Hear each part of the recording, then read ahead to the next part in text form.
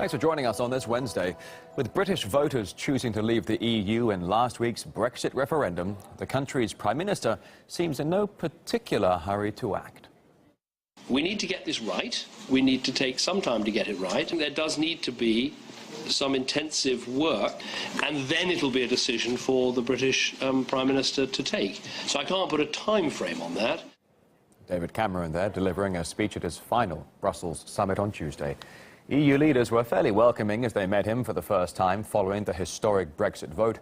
But friendships aside, their message was pretty blunt. The UK must leave as soon as possible. Tonight, I don't see any possibility to reverse this decision. This is not an hour for wishful thinking.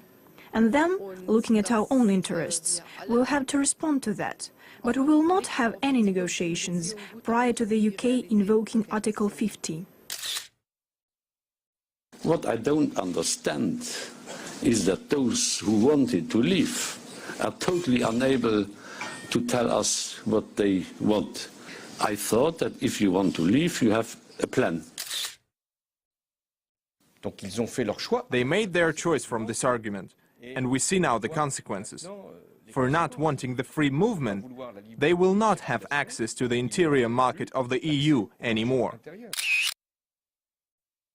A government which asked the people to vote is now obliged, in my eyes, to transform that vote in concrete action, and therefore we made that appeal to trigger Article 50. They also expect the intentions of the UK government to be specified as soon as possible. The Brexit decision is now dominating the debate and sparking political tremors all across Europe. RT's Peter Oliver investigates. Well, it was a busy old day here at the European Parliament on Tuesday. Nigel Farage, the leader of the UK Independence Party, got his day in the sun. He's always one who's known to enjoy a little bit of a celebration, of course. And we were able to catch up with him and find out what he thinks about the future at a pub just outside of the European Council. You must be a very happy man today. Oh, gosh, I mean, who would have believed it? Who would have believed that despite all the threats and bullying from the international community, President Obama, the OECD, George Osborne, the Bank of England, who would have believed the British people would have had the courage to say, no, no, no, no, we're not listening.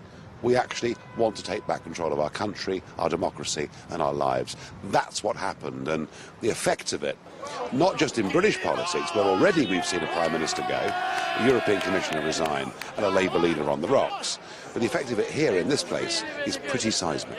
There doesn't seem to be a plan for what happens next. What happens next for Nigel Farage? Well, I've got a plan, but I'm not in government.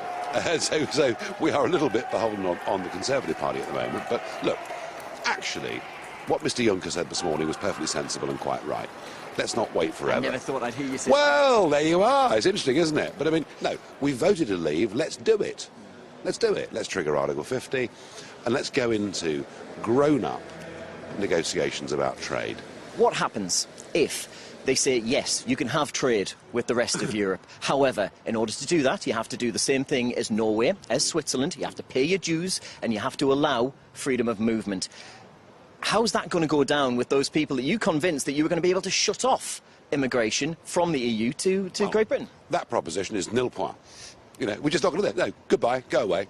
I mean, look, if this didn't work, okay, if we reach the worst case scenario of no deal being on offer, no deal is better for us than the rotten deal we've got now, and very bad for them. I mean, seriously bad for them. But this Brexit vote has been felt all across the whole of the EU. It has had ramifications in France, it has in Austria, and it has elsewhere as well. L'Europa deve essere quella che si preoccupa un pochino più di questioni sociali e un po' meno di questioni burocratiche, e accanto a questo deve esserci un'Europa. Όσο και αν μας προβληματίζει, όσο και αν μας λυπεί η απόφαση του βρετανικού λαού. Wspominałem dzisiaj rano w Pradze, że koncepcje szóstki założycieli są koncepcjami wykluczającymi. Je také zřejmé, že Evropská unie se bude muset změnit. Nebude se muset změnit proto, že teď se rozhodla vystoupit Velká Británie, ale bude se muset změnit proto, aby získala silnější podporu občanů. C'est une victoire éclatante pour la démocratie. C'est une gifle aux tenants d'un système européen de plus en plus fondé sur la peur, sur le chantage. In the U.S., Congress, I should say, the Republican members of the House Benghazi Committee have now issued a long-awaited report into the deadly 2012 attack on American diplomats in Libya that killed 4 people, including the American ambassador.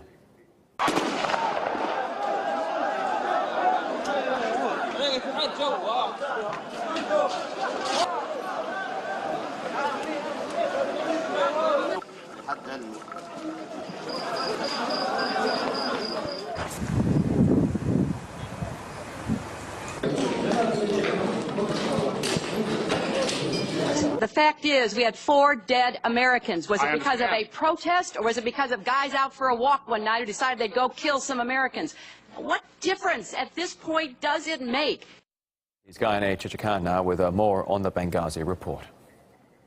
This is a damning congressional report which blames the Obama administration for failing to provide an adequate and timely response to the terrorist attack on the U.S. diplomatic facility in Benghazi 4 years ago, which resulted in the death of Ambassador Chris Stevens and 3 other Americans. The report says, quote, despite President Obama and Secretary of Defense Leon Panetta's clear orders to deploy military assets, nothing was sent to Benghazi and nothing was en route to Benghazi at the time the last 2 Americans were killed almost 8 hours after the attacks began, end quote. Republican lawmakers who led the investigation blamed politically motivated bureaucratic delays, including getting clearance from various countries to deploy military resources for a rescue, and a debate within the administration over whether or not the Marines should wear civilian clothing instead of their uniforms. Quote, during the course of 3 hours, a commander and his Marines changed in and out of their uniforms 4 times, end quote. The State Department rejected the claim that the worry over how U.S. troops would be seen on the ground in Libya has delayed efforts to respond to the attack. I'm just saying that this allegation that somehow we delayed over whether it didn't, I can assure you that there was no back and forth over them changing their uniforms that caused a delay in these individuals being deployed to Benghazi. I asked the State Department if the U.S. underestimated the terrorist threat in Benghazi at the time. Here. We did not have forewarning of an attack of this ferocity, of this intensity. The Obama administration presented Gaddafi's removal from power as a success story and really held on to that narrative, even as Libya descended into chaos with extremists gaining ground there. Only recently, when asked what was the worst mistake of his presidency, President Obama said it was failing to plan for the aftermath of toppling Gaddafi. We've got some additions now to our breaking news here on RT International. In the wake of the shooting and triple suicide bombing at Ataturk Airport in Istanbul, we understand now the presidents of Russia and Turkey are holding a telephone conversation at the moment. Earlier, President Putin expressed his condolences to Turkey over the Istanbul Ataturk Airport bombing, so that may be one of the main topics being discussed. Though it is the first contact between the two since Ankara and, we should say, rebels in Syria shot down a Russian military plane last November. On Monday, President Putin received a letter of apology from Erdogan, the Turkish president, the second apology in 2 weeks. Erdogan saying Turkey was sorry over the death of the Russian pilot. All right, up next here on RT International, Crosstalk debating post-Brexit realities and challenges.